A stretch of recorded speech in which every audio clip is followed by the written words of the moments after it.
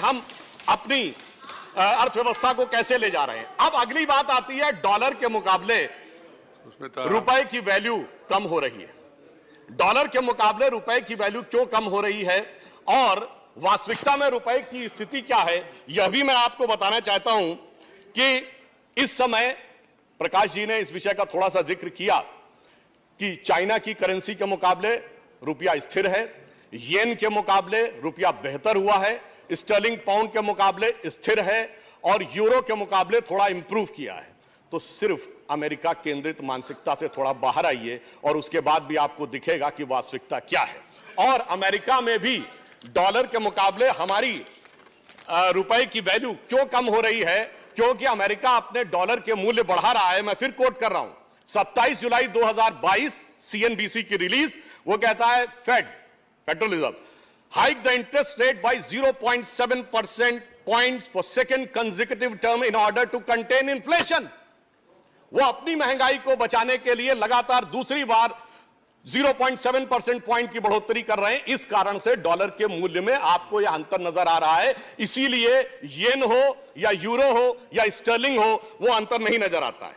अब भारत में हमने क्या किया, मोदी जी के नेतृत्व में निर्मला जी जो काम कर रही हैं, हमारी स्थिति क्यों बेहतर है उसका भी मैं कारण बताना चाहता हूं। कारण यह है कि हमारे यहां महंगाई और विकास दर दोनों संतुलित इसलिए हैं कि हम विश्व की बड़ी अर्थव्यवस्थाओं में एकमात्र बड़ी अर्थव्यवस्था है जिसका डेट टू जीडीपी रेशियो सबसे कम है। बाकी सभी अर्थव्यवस्थाओं का डेट टू जीडीपी रेशियो 100% से ऊपर।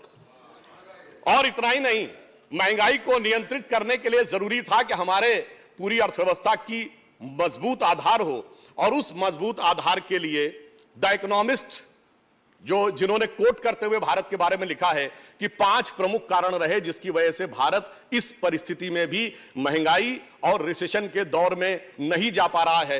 पहला कारण उन्होंने बताया कि सिंगल मार्केट हमने क्रिएट की, यानी जीएसटी। दूसरा बताया गया कि expansion of industry but with a shift towards renewable energy, और सोलर एनर्जी से लेकर हाइड्रोजन एनर्जी तक के लिए क्या हो रहा है वो हमें सबको पता है। फिर moving from supply chains away from China, क्योंकि आज चीन के अंदर जो हो रहा है उस कारण से तमाम प्रोडक्ट्स की सप्लाई चेन पे प्रभाव पड़ रहा है। दुनिया के अन्य देश प्रभावित हो रहे हैं, परंतु भारत ने उससे अपने को बचाने में सफलता हासिल की है। And the prominent use of IT, जो हमने आईटी का यूज किया है, जनधन मोबाइल, इस कारण से भी काफी हद तक गतिशीलता बनी हुई है। And the high welfare society, इस विपरीत परिस्थितियों में गरीबों को किस प्रकार से जन कल्याणकारी योजनाएं चलानी चाहिए, वो उस कारण से भी हमारी स्थिति अच्छी है। और इसीलिए जो इंटरनेशनल इकोनॉमिक